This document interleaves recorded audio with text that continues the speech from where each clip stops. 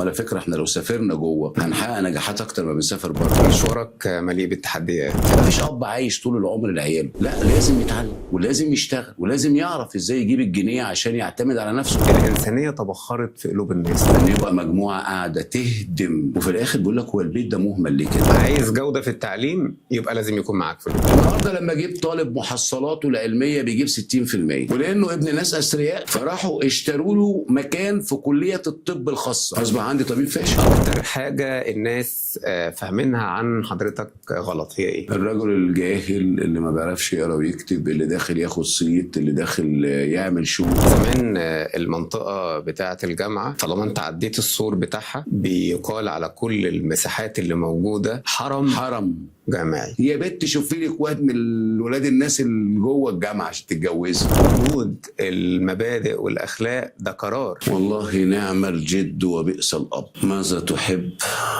ان يقول عنك الناس بعد ان تنتهي قصه حياتك في هذه الدنيا؟